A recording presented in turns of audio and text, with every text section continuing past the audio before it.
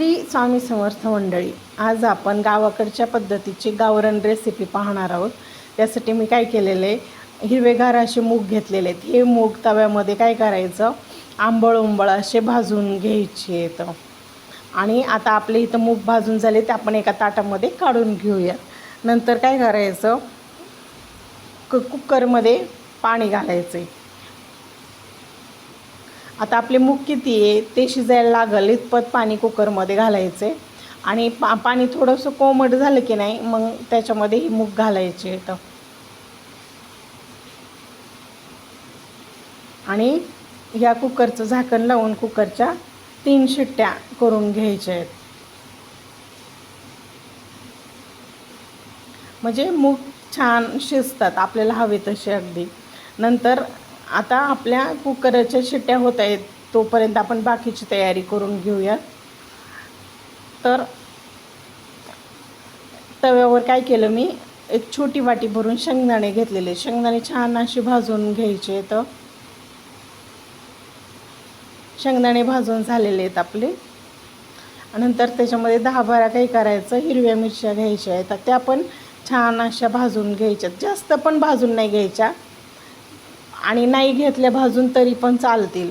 पण एक छान चव येण्यासाठी मी इथं थोड्याशा ह्या मिरच्या भाजून घेतलेल्या आहेत. नंतर हे काय करायच्या, मिक्सरच्या भांड्यामध्ये घालायचे मिरच्या आणि शेंगदाणे, भाजलेल्या मिरच्या आणि भाजलेले शेंगदाणे. नंतर त्याच्यामध्ये लसूण घालायचं आहे. लसूण मात्र भरपूर घालायचं आहे. आणि नंतर त्याच्यामध्ये हिरवीगार अशी कोथिंबीर पण घालायची आहे. कोथिंबीरीमुळे या आपल्या रेसिपीला खूप छान अशी टेस्ट येते. आणि नंतर मीठ घालायचं आहे आणि हे छान मिक्सरला वाटून घ्यायचं आहे. मी इथं मिक्सरला वाटून घेतले. याच्यामध्ये एक मिरची अख्खीच राहिलेली आहे, कारण त्याला तुकडे केले असते तर बारीक झाली असती. आपण आता इथं आपले तोपर्यंत मूगही छान असे शिजलेले आहेत. आता इथं गॅसवर कढई मांडून घेतली आहे. त्याच्यावरती काय केलं, मी तेल घातले. तेल आपल्याला फोडणीला हवे तेवढं घालायचं आहे.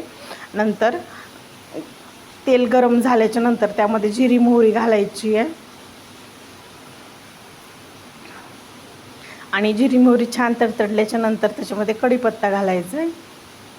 आणि हे आपण जे वाटण मिक्सरला करून घेतलं होतं की नाही, मिरचीचं आणि शेंगदाण्याचं, ते पण घालायचं आहे. आणि हे छान तेलामध्ये आधी वाटण परतून घ्यायचं आहे फोडणीमध्ये. आणि नंतर हे शिजलेले जे मूग आहेत की नाही ते घालायचे आहेत. आणि मूग पण छान असे परतून घ्यायचे आहेत. आणि नंतर त्याच्यामध्ये आपल्याला जेवढं हे मेदगं करायचं की नाही तेवढं पाणी त्याच्यामध्ये घालायचं आहे. आता मी कुकर विसाळूनच त्याच्यामध्ये पाणी घातलं आहे. आता मुगाचं जर मेदकं करताना हिरवी मिरचीच घालायला पाहिजे बरं का. त्यानंतर त्याच्यामध्ये हळद घालायची आहे. ते कुणी काय करतं, मुगाचं मेदकं म्हणून त्यात मसालाही घालतं, परंतु मसाला घातल्याच्या नंतर त्याची मुगाची आमटी तयार होते. अगदी हिरवी मिरची घालून केलेलं हे मुगाचं मेदकं एकदम गावरान पद्धतीने होतं. आणि चवीला म्हणताल तर नादच नाही, इतकं छान. तर अशा पद्धतीने हे आता आपल्या मुगाचं मेदगं इथं तयार आहे. मूग अगोदर शिजलेले असतात, त्यामुळे फक्त उकळी येऊपर्यंतच ते गॅसवर ठेवायचं. आता उकळी आलेली म्हणजे मेदगं इथं आपलं तयार आहे. मग त्यामध्ये हिरवीगार अशी चिरून घेतलेली कोथिंबीर घालायची. आणि सोबत हे मेदगं तुम्ही भाताबरोबर, चपातीबरोबर, बाजरीची भाकरी, ज्वारीची भाकरी कशासोबतही खाऊ लागतं, अगदी खमंग लागते. एकदा करून पहा.